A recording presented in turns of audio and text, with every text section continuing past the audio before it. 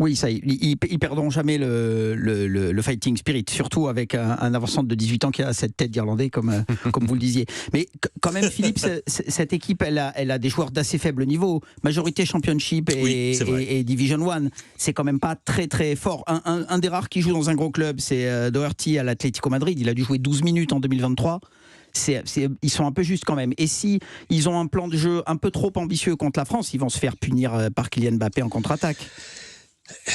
Oui, mais c'est malgré tout le plan de jeu que Kenny veut respecter. Et je pense qu'en fait, dans son esprit, l'idée, c'est pas tant on va se faire... parce qu'ils savent très bien que leurs chances contre l'équipe de France, surtout l'équipe de France qu'on a vu en première période contre les Pays-Bas, sont assez limitées.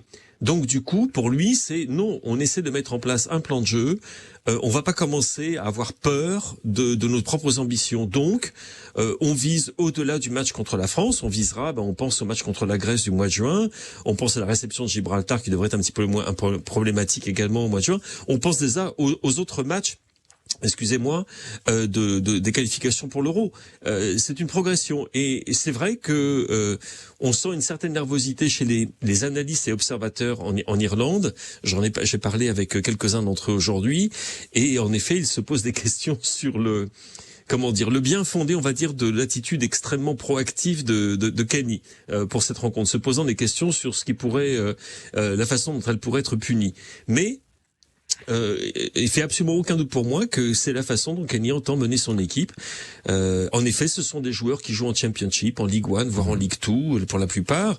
Mais il y a quelques talents quand même. Je veux dire, et il y a ce Ferguson, encore une fois, vous le verrez, il est assez impressionnant. C'est ça, et on a retrouvé le temps d'un match. Alors c'est un match amical, mais effectivement dans l'engouement, dans la ferveur, dans l'intensité, on avait l'impression de voir un match de compétition, on avait l'impression de voir un barrage intercontinental pour la Coupe du Monde, et on a retrouvé les mêmes circuits de passe, on a retrouvé la même circulation de balles de cette équipe marocaine, qui donne l'impression au départ, quand on regarde ça d'un œil inattentif, qu'elle joue assez bas, qu'elle est défensive, mais en réalité, tout est très bien pensé, et la qualité technique, la qualité de passe de cette équipe, la manière de remonter les ballons est superbe, et les buts ne doivent rien au hasard. Ce sont deux actions construites, et ce sont des buts qui ont presque un côté inéluctable quand on voit comment ça se déroule. C'est à l'issue de longues actions avec souvent des deuxièmes ballons, des récupérations, mais une équipe qui joue en avançant, qui est très impressionnante.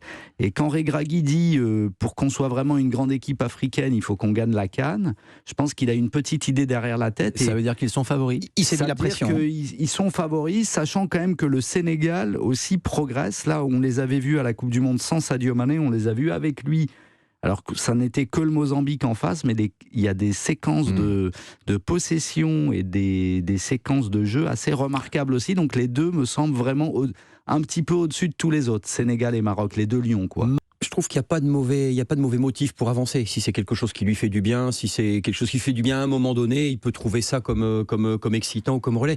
Non, moi ce qui me marque, c'est qu'il s'attarde sur le nom quand même.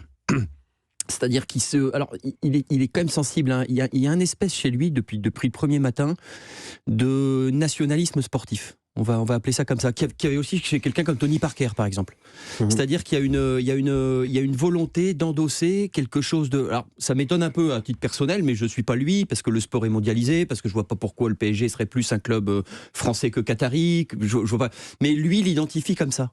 Et souvenez-vous, il y avait cette histoire quand il a re-signé au Paris Saint-Germain de faire gagner la Ligue des Champions à un club français. Alors pourquoi le Paris Saint-Germain serait plus un club français? Mais lui, c'est comme ça qu'il le sent.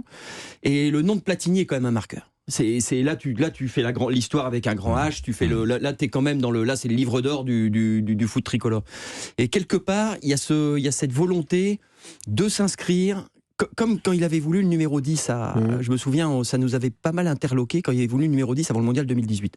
Il avait demandé le numéro 10. Tout à fait. Et en fait, alors il dit oui, vous êtes quand même orgueilleux, mais il dit non parce que c'est quelque chose qui va me pousser et m'obliger à me placer dans cette généalogie, quelque part, va m'obliger à en être digne. C'est-à-dire que je vais trouver les ressources sur le terrain. Ça me met un peu au pied du mur.